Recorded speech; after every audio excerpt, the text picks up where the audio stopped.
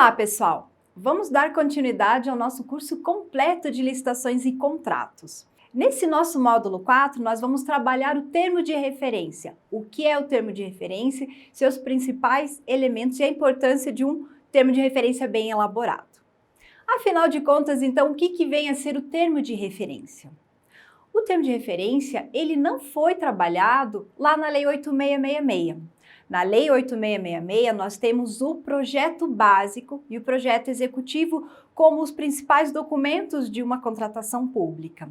O termo de referência, ele surgiu com o pregão, com os decretos que regulamentaram o pregão para a administração pública federal. Tanto o decreto 3555 como o decreto 5450 e o agora 10024 trouxeram a definição do termo de referência. Por isso que ele é mais trabalhado agora do que o próprio projeto básico. O pregão, para vocês terem uma ideia, ele é utilizado de forma ampla em todo o país. Mais de 99% de todas as licitações são realizadas na modalidade pregão. Por isso que nós temos aquela diferença que vimos nos módulos anteriores entre a Lei 8666 e a 10520. A Lei 8666, ela trabalha com contratações mais complexas, aquelas que nós precisamos de um maior cuidado, maior cautela em relação à avaliação dos documentos de habilitação, em relação à proposta. Ela é utilizada para procedimentos um pouco mais complexos. Já o pregão veio justamente para tentar trazer um pouco mais de celeridade e eficiência às contratações de bens e serviços comuns. Por isso que o seu documento, o documento que vai ser a base para a especificação do objeto, é diferente do documento da Lei 8666. E é justamente o termo de referência, o tema aqui do nosso módulo. Nós conseguimos obter o conceito do termo de referência nos próprios decretos. Mesmo que ele não se aplique ao seu órgão, sua entidade, que não faz parte da administração pública federal, esses decretos eles acabam sendo inspiradores para os demais órgãos e entidades de outras esferas administrativas. Vamos dar uma olhadinha, então, no novo decreto do pregão eletrônico na administração pública federal, que traz o conceito do termo de referência, que ele também acabou evoluindo um pouco com o tempo. A ideia do termo de referência é que ele seja um verdadeiro DNA da contratação. Nele nós vamos estabelecer o objeto, a necessidade do órgão da entidade, vamos estabelecer ali os documentos específicos de habilitação, os aspectos referentes à sanção, ao recebimento do objeto. Todas as delimitações do objeto vão estar contempladas ali no termo de referência. Ele vai ser um documento guia, não somente para a administração, como também para os licitantes. Acompanhe então ali a definição do termo de referência no decreto 10024, agora de 2019. É o documento elaborado com base nos estudos técnicos preliminares que deverá conter elementos que embasam a avaliação do custo pela administração, com definição do objeto, valor estimado e cronograma físico-financeiro. O termo de referência também vai trazer o critério de aceitação do objeto, os deveres do contratado e do contratante, a relação dos documentos essenciais à verificação da qualificação técnica e econômico-financeira, procedimentos de fiscalização e gerenciamento do contrato, o prazo para execução do contrato e as sanções previstas de forma objetiva. Esse é o conceito, então, trazido ali no artigo 3º, inciso 11 do decreto do pregão eletrônico da Administração Pública Federal. Vejam, então, os elementos principais do termo de referência que constam ali no seu conceito. Questões como objeto, como documentos, aspectos referentes à fiscalização e ao gerenciamento do contrato, o acompanhamento contratual. Então, todas as etapas ali, desde a definição adequada do objeto até o recebimento do objeto, estão contempladas ali no termo de referência.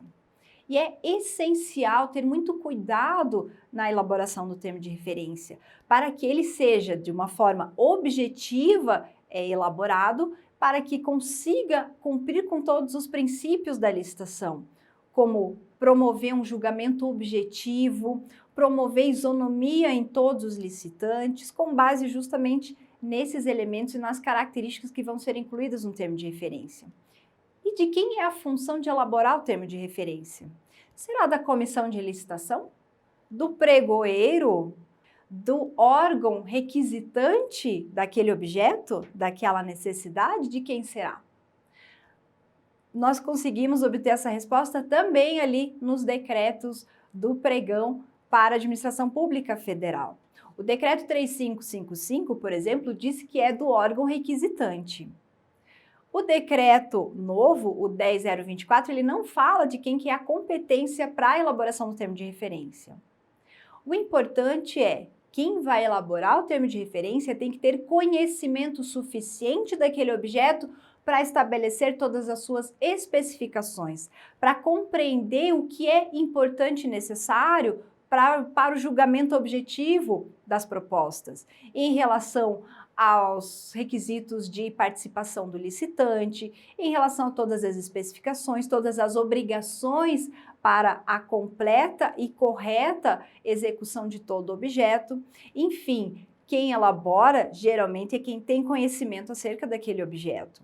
Por isso, essa mesma pessoa tem que ter a atribuição da elaboração do termo de referência.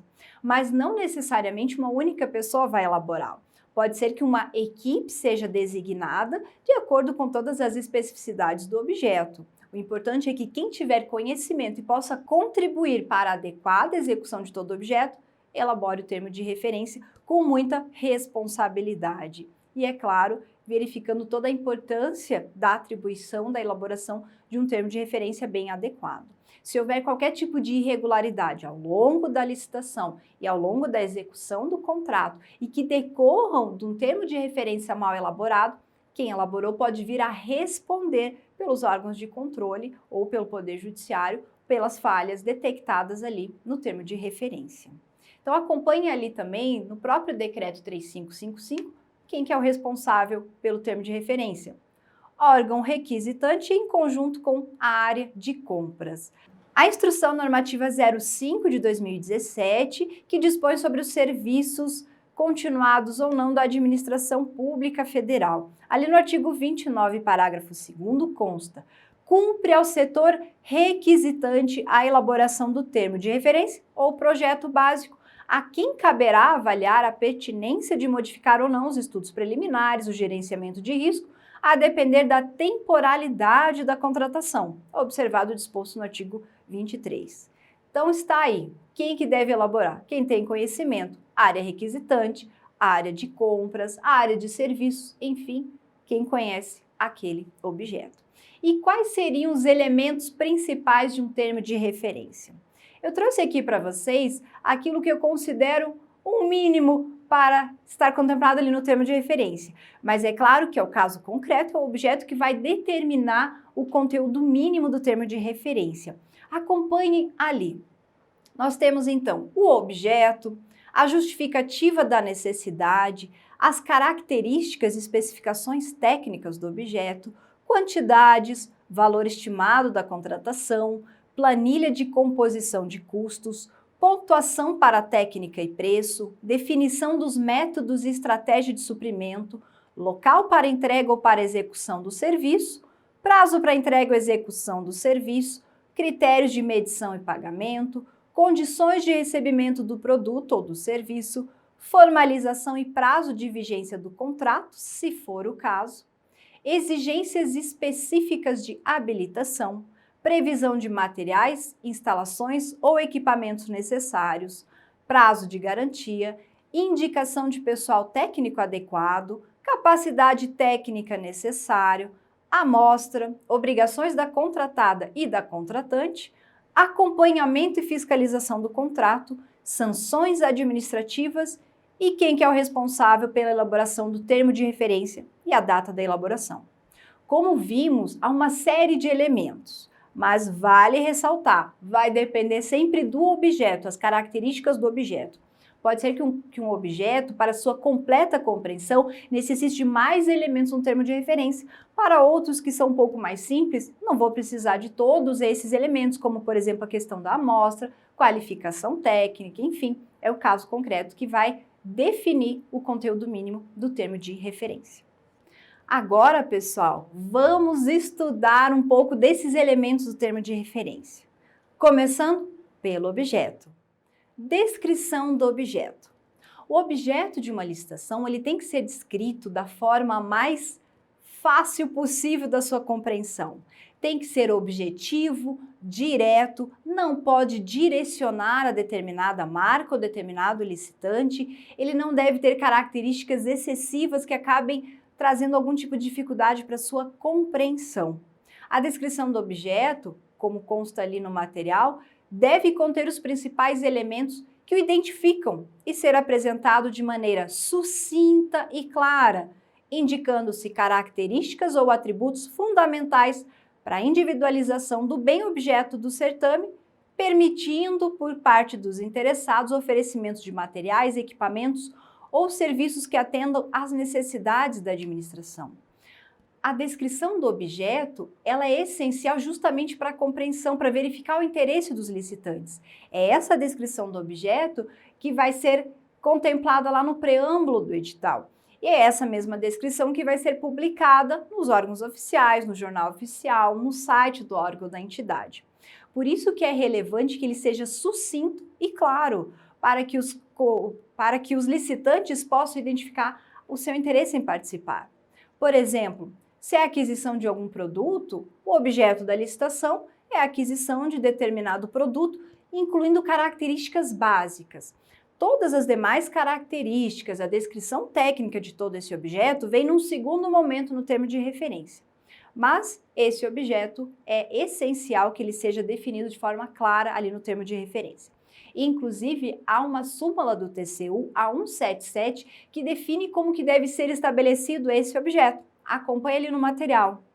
A definição precisa e suficiente do objeto licitado constitui regra indispensável da competição, até mesmo como pressuposto do postulado de igualdade entre os licitantes, do qual é subsidiário o princípio da publicidade, que envolve o conhecimento pelos concorrentes potenciais das condições básicas da licitação, constituindo, na hipótese particular da licitação para compra, quantidade demandada, uma das especificações mínimas e essenciais à definição do objeto do pregão. Por isso que esse primeiro objeto, então, ele é sucinto e claro com os principais elementos que definem o objeto. Depois dessa descrição do objeto, nós vamos para o segundo elemento do termo de referência, que é a justificativa da necessidade. É essencial, para fins de planejamento, definir qual que é a necessidade do órgão e da entidade, e é essa necessidade que vai vincular o objeto. Por isso, esse objeto deve ter uma relação lógica com a necessidade do órgão e da entidade. Por isso, é importante definir ali, no termo de referência, a justificativa dessa necessidade. Com isso, o órgão e a entidade vão demonstrar que tem planejamento, que há necessidade daquele objeto e que há necessidade de uma licitação, de um certame, de uma execução indireta daquele objeto, pois não tem condições de, por si só, suprir as suas necessidades. Então, é importante incluir ali no termo de referência qual que é a justificativa dessas necessidades. Trouxemos ali alguns exemplos no nosso material. Vejam ali. A aquisição de camisetas atenderá à demanda da divisão de esportes e lazer para entrega aos atletas inscritos na prova que deverão utilizá-las no momento da corrida, bem como entrega aos staffs para identificação visual da prova. Vejo então que na justificativa da necessidade desse objeto, eu consigo identificar que é uma aquisição de algum determinado produto, qual que vai ser a utilização, qual que é a necessidade que vai ser atendida com aquele produto. É sucinta também essa justificativa, mas ela é essencial para demonstrar o planejamento, para demonstrar a demanda ali do órgão que vai ser atendido com aquele objeto. Terceiro elemento que nós vamos trabalhar é justamente das características técnicas, a especificação técnica do objeto. E é uma das mais complexas, porque quem trabalha com licitação sabe, nós temos que saber, conseguir compreender como que adquire um prego a um foguete, desde café até material de higiene e limpeza, contratação de serviços complexos, enfim. Quem trabalha com licitação tem que conseguir descrever o objeto, apresentar todas as suas características técnicas e nem sempre temos formação suficiente para isso. Por isso é essencial também verificar se no mercado há empresas que conseguem também elaborar a especificação técnica dos objetos para que consiga-se, com isso, ter uma especificação adequada com todos os elementos necessários à ampla compreensão do objeto até o momento da sua execução contratual. Em relação, portanto, à descrição técnica do objeto, nós vamos destrinchar toda a especificação daquele objeto. Quando nós colocamos lá no nosso objeto, por exemplo, a aquisição de camisetas, é aquele núcleo básico em relação aos objetos. Agora nós precisamos definir como será essa camiseta, qual que é o material, quantidade, como que ela é fabricada, as cores, como que ela vai ser entregue, enfim, todas essas situações nós vamos estabelecer agora, daqui para diante, no termo de referência, começando então com a descrição técnica dos materiais do objeto. Para tanto, nós precisamos ter alguns parâmetros. É justamente aqui que nós acabamos tendo alguns direcionamentos, algumas irregularidades. Nós não podemos ir nem aquém das necessidades ali do órgão da entidade, muito menos além. Não podemos direcionar para um determinado fornecedor com tantas especificações que incluímos, mas por outro lado não podemos deixar tão abertas as especificações que não vamos ter parâmetro objetivo para comparar as propostas, identificar qual vai ser a mais adequada para o atendimento às necessidades. Por isso, a administração, ao estabelecer as características técnicas do objeto, tem que se valer de 3 parâmetros: necessidade, adequação e proporcionalidade. Portanto, para qualquer espécie de avaliação quanto à especificação técnica, a administração deve identificar se realmente há uma adequação, ou seja, será que aquela especificação técnica realmente tem uma pertinência com a finalidade almejada da administração para aquele objeto? Será que aquela descrição técnica realmente ela é necessária àquele bem que eu estou tentando comprar, adquirir com base na descrição daquele objeto, vai trazer algum sacrifício à administração ou não? Como um direcionamento ou como acabar adquirindo algum produto com um valor muito superior ao que nós podemos realmente pagar? Ainda, a proporcionalidade é razoável à especificação técnica que foi ali definida no termo de referência? Lembre, nós temos limites. O limite está sempre entre o mínimo que seja necessário para a compreensão do objeto até o limite máximo em relação à adequação, à proporcionalidade e em relação àquela definição técnica ali do objeto. Então vejam ali no material que eu trouxe para vocês também algumas orientações para a especificação técnica. Para as características, então, nós precisamos incluir uma descrição detalhada do objeto com todas as especificações relevantes. Não podem ser excessivas, irrelevantes, desnecessárias, que direcionam a determinada marca ou fornecedor sem justificativa. Em relação às características, então, que elementos nós podemos trazer aqui para orientar a administração? Características relevantes do produto que sejam necessárias para garantir funcionalidade, qualidade, durabilidade, e incluir aspectos como matéria-prima, acabamentos necessários, processo de fabricação, se for necessário, relação com a montagem, as dimensões, características físicas ou químicas, os materiais com os quais são produzidos os objetos, desempenho, se eu preciso de algum desempenho para equipamentos mais complexos, equipamentos de TI, eu posso também incluir esse desempenho ali na descrição técnica. O que mais? Relação com descrição com utilização de desenhos. Se houver necessidade de ter desenhos ali também no termo de referência para melhor compreensão do objeto, temos que incluir esse desenho. Tem um aspecto também que é importante em relação à descrição técnica, que é quanto à padronização. É importante a administração verificar a possibilidade de padronizar as especificações técnicas. Ela tem muitas vantagens esse procedimento. Por quê? A padronização, ela faz com que eu deixe estanque determinadas características que vão me atender para uma série de contratações. Então eu posso estabelecer como padrão equipamentos de TI, mobiliário, materiais de limpeza, materiais de expediente, que vão acabar atendendo às necessidades do órgão da entidade por várias contratações. Então, é importante definir padronização desses objetos. Para a padronização, eu preciso ter um procedimento estabelecido, que vai definir uma comissão que vai estabelecer quais são os objetos que vão ser padronizados, que vai definir também como padronizar esses objetos, quais são os elementos referentes àquele objeto que devem ser contemplados pela padronização, se essa padronização está de acordo com práticas de mercado também, ou seja, eu não posso criar um elefante branco para uma licitação, para adquirir produtos que não se encontram mais disponíveis no mercado. Ou então, aqueles que eu não vou conseguir ter manutenção no futuro. Então, eu tenho que ter uma correlação entre o objeto que está sendo padronizado e as práticas de mercado também.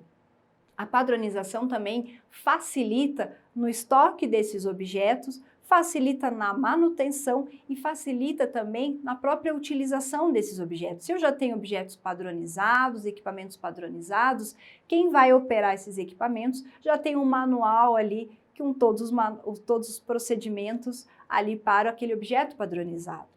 Como desvantagem da padronização também, essa padronização, com o tempo, os objetos padronizados tendem a não ter tanta disponibilidade no mercado, o que faz com que o valor acabe também se elevando. Então, é importante ter uma revisão periódica sobre os objetos que são padronizados.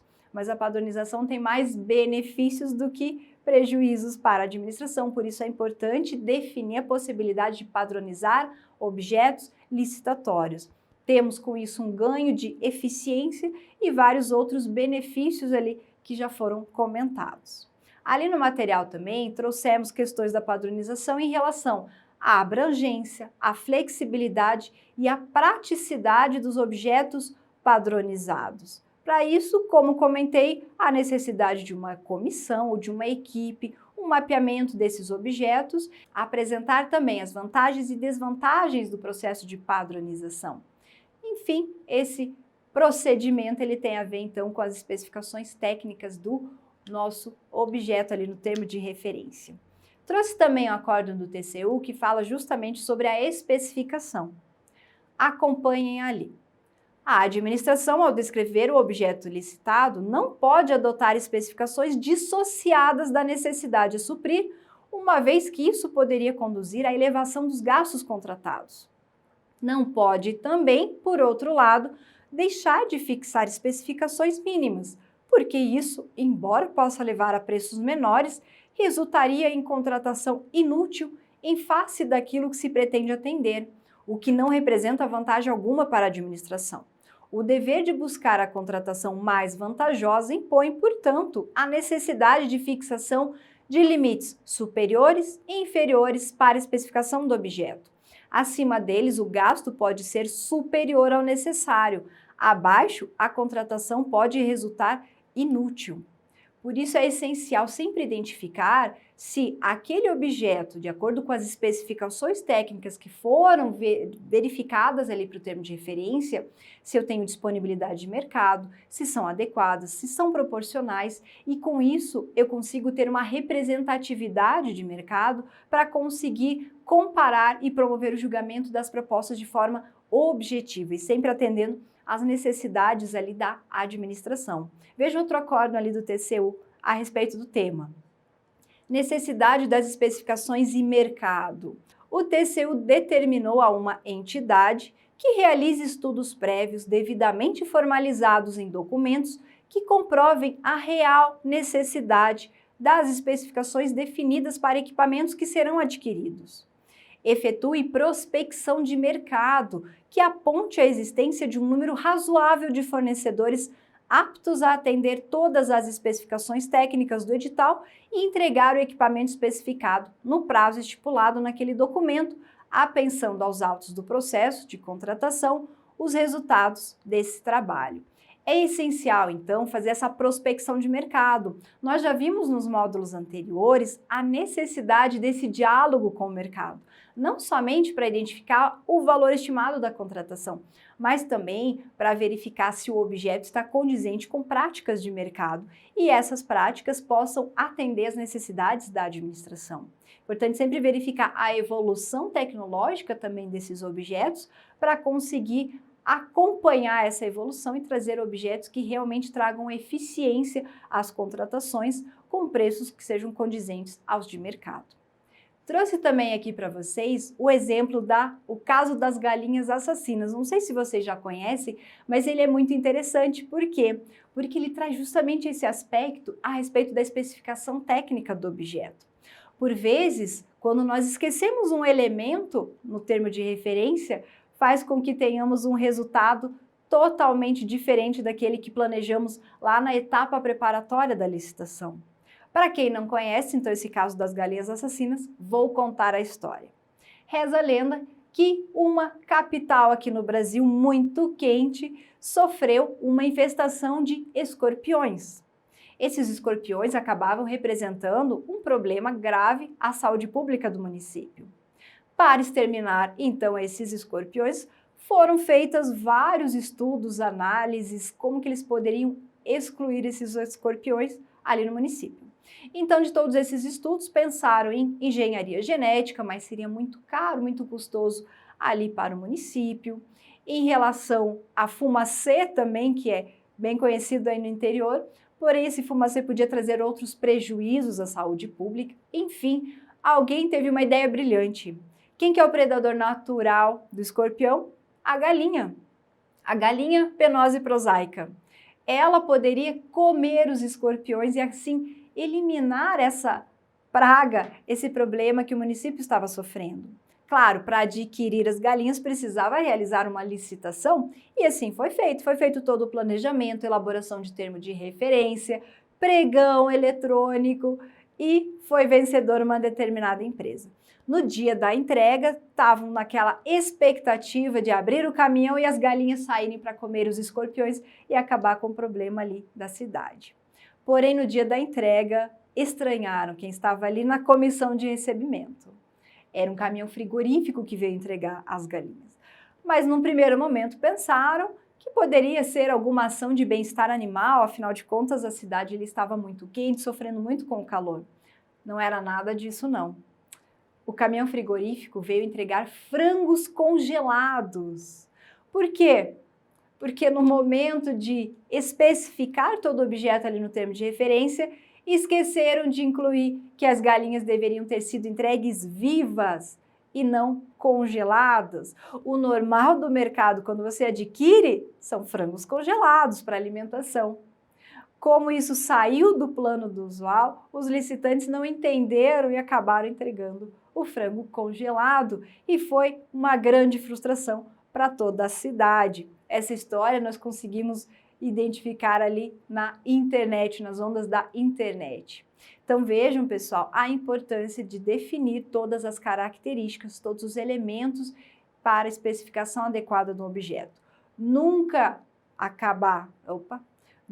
estabelecer exigências excessivas a ponto de acabar direcionando e elevando o valor da contratação, muito menos exigências que sejam irrelevantes ou ainda exigências que não venham a contemplar todo o objeto. A gente acaba tendo problemas em relação depois ao recebimento, como receber frango congelado no lugar de galinhas vivas. Continuando ainda nesse tema, trouxe aqui para vocês como exemplo uma especificação técnica da aquisição de arroz. Nós sabemos que tem muitos produtos que temos muita dificuldade em especificar tecnicamente. Produtos como, por exemplo, gêneros alimentícios, tem tantos gêneros alimentícios, tanta disponibilidade no mercado, que por vezes nós temos dificuldade de adquirir um produto que acabe contemplando todas as necessidades e atenda a demanda da administração com qualidade. Nesse caso aqui, então, desse produto alimentício, do arroz que eu trouxe para vocês, o que é importante que nós verificamos é que temos algumas normas técnicas que regulamentam o arroz. Isso quer dizer o seguinte, que eventuais objetos, nós temos normas da ABNT, nós temos normas técnicas, normas da Anvisa, de secretarias, enfim, Ministério da Saúde, há uma série de normas técnicas de produtos que são regulamentados e nós podemos sim identificar essas especificações técnicas para incluir ali no termo de referência. Claro, desde que tenha uma pertinência com o objeto e sempre identificando as questões de necessidade, adequação e proporcionalidade. Então, vocês podem ver ali no exemplo que para a aquisição de arroz, determinada entidade conseguiu estabelecer um produto, uma especificação técnica de um produto que atendesse às suas necessidades. Mas é claro, pode ter parecido extensa essa descrição técnica, mas assim eles conseguiram, de uma forma objetiva e atendendo a normas técnicas, estabelecer uma especificação de produto que atendia às suas necessidades. Outra situação que nós vamos identificar aqui em relação à descrição do objeto é justamente as normas técnicas. Será que nós podemos exigir uma certificação técnica? Uma certificação de que o produto atende a normas técnicas, por exemplo, da ABNT? Não é vedado esse procedimento. Inclusive, em alguns casos, ele é até recomendado, desde que eu tenha uma justificativa técnica. Ou seja, para determinados produtos que nós temos normas técnicas, a própria ABNT, Associação Brasileira de Normas Técnicas, acaba regulando vários objetos. Ela traz procedimentos padrões para a fabricação de determinados produtos. E é legítimo, inclusive, exigir dos licitantes que eles atendam essas normas técnicas.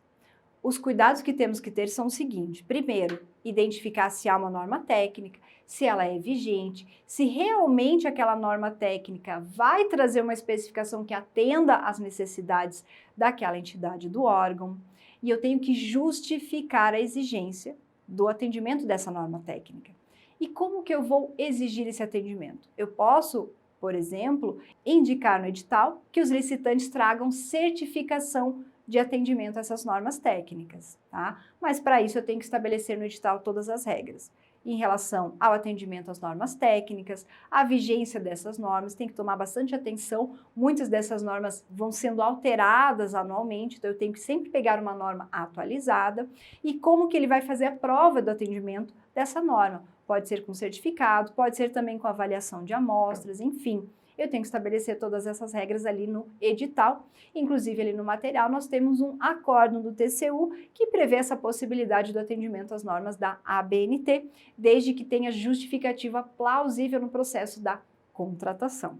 Seguindo adiante ali, outro acordo do TCU em relação aos laudos para identificação do cumprimento das especificações técnicas dos objetos propostos pelos licitantes, é possível também exigir laudos, experimentações, análises de laboratório, desde que sejam acreditados, desde que tenham certificado também para isso, válidos. Então, eu posso exigir esses laudos.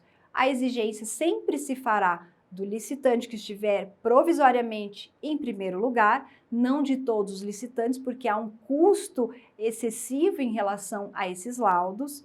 Eu tenho também que incluir todas essas informações ali no meu instrumento convocatório e, é claro, eu tenho que conceder prazo razoável aos licitantes para que eles consigam providenciar esses laudos. Muitos laboratórios levam semanas, meses para conseguir avaliar determinados produtos. Por isso, quem vai elaborar o termo de referência tem que ter conhecimento a respeito também dessas práticas de mercado, para assim estabelecer um prazo razoável para que o licitante possa fornecer essas comprovações em relação ao objeto. Tirando o objeto agora um pouco de lado, outro elemento importante e essencial do termo de referência são as quantidades. É essencial por quê? Porque as quantidades vão acabar dimensionando o objeto, vão ter uma relação direta com o valor. Quanto maior a quantidade, tanto menor será o custo para o licitante, por isso é essencial estabelecer as quantidades de forma coerente com as necessidades da entidade. Sabemos também que a administração pode ter muitas dificuldades em estabelecer o quantitativo que vai utilizar daquele objeto. Por vezes, uma ata de registro de preço, que nós não temos as quantidades previamente definidas, ou mesmo um contrato, quando devemos já ter essa quantidade, mas temos dificuldade também de estabelecer. A regra é: identifique as necessidades, as demandas e também verifique o histórico da administração em relação àquela contratação. Foi suficiente no exercício anterior aquele quantitativo ou não? Tenho projetos futuros, o planejamento no qual eu vá necessitar de mais quantitativos? Então, essas questões têm que ser avaliadas e bem dimensionadas para serem estabelecidas ali no termo de referência. Outra questão importante em relação ao termo de referência é sobre, agora que temos já o objeto e a quantidade, a divisão de itens e lotes. Nós podemos ter uma divisão em relação ao nosso objeto e, aliás, essa divisão acaba sendo uma regra nas licitações, de acordo inclusive com a súmula 247 do TCU. Essa divisão, ela é importante por quê? Porque se eu tenho um objeto que ele é divisível, eu tenho que guardar correspondência com essa divisibilidade para, assim, ampliar a competitividade. Nem todas as empresas têm condição de oferecer aquele objeto de forma integral. Por isso é importante dividir o objeto para ampliar a competitividade e reduzir o valor das contratações. Por isso ela acaba sendo regra nas licitações. Quando eu tenho, por questões econômicas, financeiras e técnicas, a necessidade de agrupar, nesse caso eu preciso justificar ali no processo da contratação essa indivisibilidade do objeto. Vamos dar uma lida então ali na súmula 247 do TCU, que fala sobre essa divisibilidade dos objetos. É obrigatória a admissão da adjudicação por item e não por preço global nos editais das licitações para contratação de obras, serviços, compras e alienações, cujo objeto seja divisível, desde que não haja prejuízo para o conjunto ou complexo ou perda de economia de escala, tendo em vista o objetivo de propiciar a ampla participação de licitantes que, embora não dispondo da capacidade para execução, fornecimento ou aquisição da totalidade do objeto, possam fazê-lo com relação a itens ou unidades autônomas, devendo as exigências de habilitação adequar-se a essa divisibilidade. Portanto, quando eu tenho já todo o meu objeto e o meu quantitativo, eu tenho que verificar práticas de mercado, aspectos técnicos, aspectos econômicos financeiros, para assim conseguir dividir o meu objeto em itens, unidades autônomas ou em lotes reunindo vários itens ou um agrupamento maior em relação à espécie daquele objeto. Tudo isso tem que estar muito bem avaliado e justificado ali no processo da contratação. E é claro, essa divisão também tem que guardar relação com os documentos de habilitação. Se uma desses lotes ou desses itens carecer de uma avaliação técnica diferenciada, eu tenho que estabelecer também essa regra ali no instrumento convocatório. Outro elemento que é muito comum nos termos de referência é a indicação de marcas. É possível indicar marcas ou não? O que a lei fala sobre isso? Vamos então ao texto legal. Artigo 7º da Lei 8666, parágrafo 5º. É vedada a realização de licitação cujo objeto inclua bens e serviços sem similaridade ou de marcas, características e especificações exclusivas, salvo nos casos em que for tecnicamente justificável ou ainda quando o fornecimento de tais materiais e serviços for feito sob regime de administração contratada, previsto e discriminado no ato convocatório. A indicação de marcas, portanto, é permitida na própria lei de licitações, mas eu preciso justificar tecnicamente a necessidade de indicação de marcas. A ideia é justamente trazer referência aos licitantes a respeito de marcas que venham a atender às especificações técnicas do objeto. Em razão da necessidade de justificativa das marcas, é essencial ter um procedimento administrativo no qual eu já identifique quais são os objetos que eu vou avaliar e identificar as marcas de referência, como que eu vou promover a identificação dessas marcas de referência no mercado e como que eu vou incluir ali no meu edital. Essas marcas, como comentei com vocês, elas são como referência.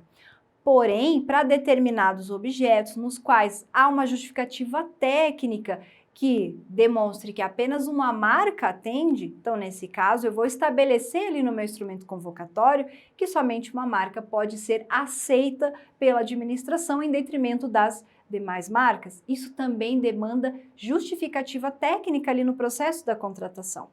Portanto, a marca indicada no edital não é vedada, desde que eu justifique tecnicamente a necessidade e que eu tenha parâmetros objetivos para estabelecer essas marcas que atendem às especificações técnicas do edital. É essencial também especificar o objeto. Eu não posso, por conta da indicação de uma determinada marca, deixar de lado a especificação técnica do meu objeto. E eu tenho que ter uma relação entre a especificação técnica e aquela marca que está sendo indicada, sob pena de acabar indicando uma marca que não atende aquelas especificações. Quando colocamos também as marcas indicadas, as marcas de referência ali do edital, temos que deixar aberta a possibilidade de outras marcas similares ou de melhor qualidade que possam ser oferecidas pelos licitantes. Por isso, na prática, quando um edital estabelece as marcas ali de referência, deve-se incluir ao final dessas marcas a expressão ou similar ou de melhor qualidade, oportunizando assim uma ampla competitividade e para que licitantes que possuam outras marcas, outros objetos que atendam aquelas especificações, mas que a sua marca não corresponde àquela de referência, também possam participar da licitação em vista sempre da isonomia e da proposta mais vantajosa com ampla competitividade em relação aos licitantes. Em relação às marcas também, vamos identificar ali qual que é o entendimento do TCU.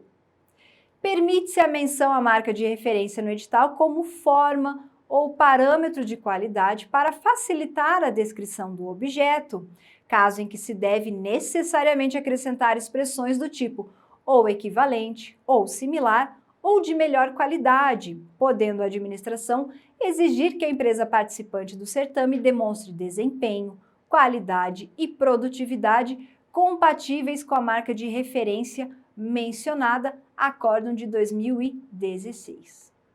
Uma questão que é importante a respeito das marcas é: existe um processo de padronização de marcas?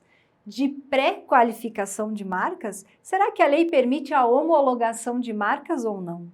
Há muita discussão na doutrina a respeito desses procedimentos. O que a lei permite? Vamos identificar ali no texto legal. Artigo 15 da Lei 8666.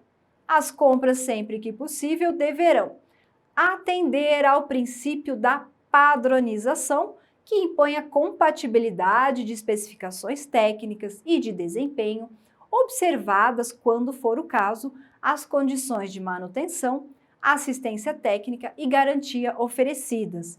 Na mesma lei, o artigo 114 dispõe que o sistema instituído nessa lei não impede a pré-qualificação de licitantes nas concorrências, a ser procedida sempre que o objeto da licitação recomende a análise mais detida da qualificação técnica dos interessados. O que nós conseguimos extrair ali do texto legal é que a lei permite a padronização.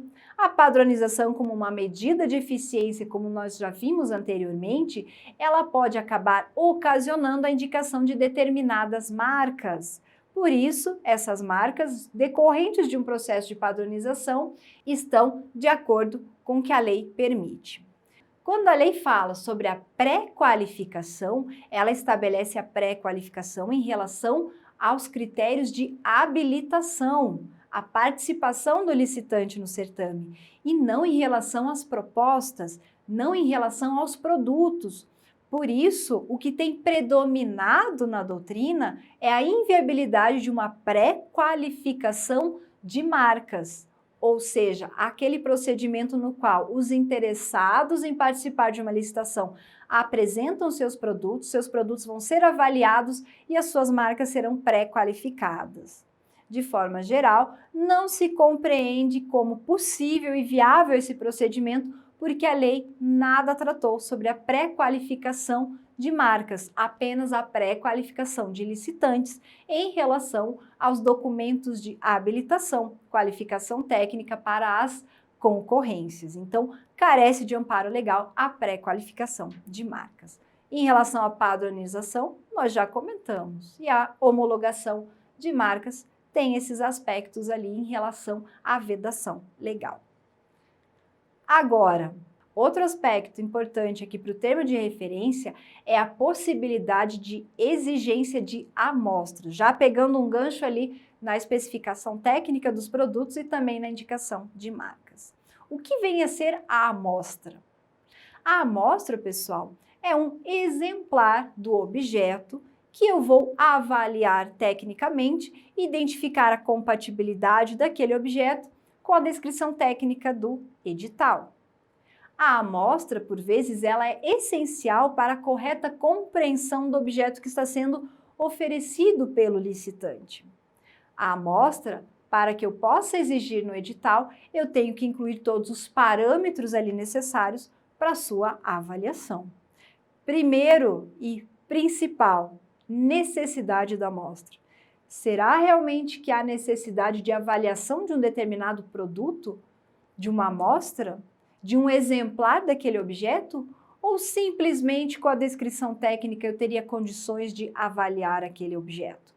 Se houver a necessidade, justifica-se no processo da contratação e estabelece-se ali como que vai ser o procedimento para avaliação da amostra. Quem que vai analisar aquela amostra? Quem analisa tem conhecimentos técnicos suficientes para identificar essa compatibilidade? Há instrumentos suficientes também, instrumentos técnicos no próprio órgão, na entidade, para promover a avaliação desses objetos? Ou há necessidade de intervenção de um terceiro, como, por exemplo, encaminhar para um determinado laboratório para fazer esse tipo de avaliação? Também, eu preciso de todo aquele objeto ou apenas uma parte dele? Eventualmente, para aquisição de um mobiliário, não me interessa o mobiliário inteiro. Esse eu consigo avaliar pela descrição da proposta. Mas eu quero identificar o tecido da cadeira, a madeira que vai ser utilizada, enfim, por vezes é somente um elemento que precisa ser avaliado. Então, nesse caso, eu também posso estabelecer ali no edital o que deve ser avaliado, qual que vai ser o conteúdo daquela amostra, como que deve ser encaminhada aquela amostra para avaliação. O prazo para avaliação também é essencial. A amostra, quando exigida, ela pode ter um custo extra para o licitante. Por isso, ele vai precisar de tempo suficiente para acabar pegando uma parcela de seu objeto para ser encaminhado para a administração. Tem a questão de transporte, a questão da fabricação daquele objeto que vai ser avaliado. Então, esses aspectos também vão ter que ser considerados pela administração para exigir a amostra, tanto a respeito da necessidade, como também em relação aos custos. Esse custo certamente vai ser embutido depois na proposta. Então, esses aspectos financeiros devem ser muito bem avaliados. Enfim, eu devo estabelecer no meu termo de referência todo o procedimento para a avaliação da amostra. Como que vai ser avaliado, se vai ser emitido um laudo ou não, se é encaminhado por um laboratório, ou se o próprio licitante pode encaminhar para um laboratório que conheça, para que esse laboratório promova a avaliação e seja emitido um laudo para ser encaminhado para a administração. Enfim, esses aspectos devem estar ali muito bem estabelecidos também no termo de referência. Em relação ao pregão, uma pergunta que sempre nos é feita é: posso exigir amostra no pregão? Será possível esse procedimento ou não? Bem, o pregão ele é muito mais célere do que as outras modalidades. Ele é rápido, ele acontece todas as suas fases num único dia. Nesse caso, a amostra, eu preciso de um prazo para que o licitante possa encaminhar a amostra e também promover a avaliação. Mas isso não inviabiliza a exigência da amostra no pregão.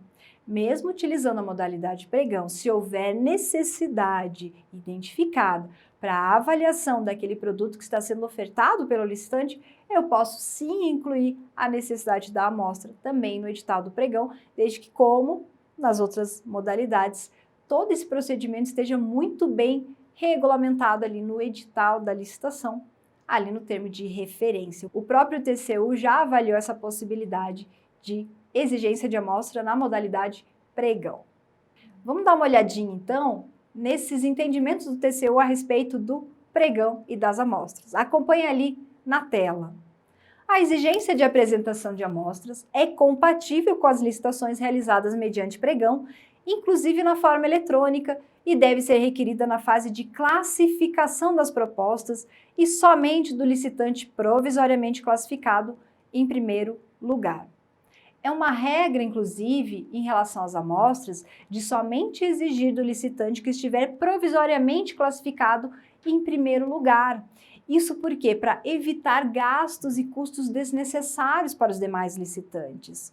Se me interessa apenas aquela proposta que tem o menor valor, é somente daquele licitante que eu vou exigir a amostra.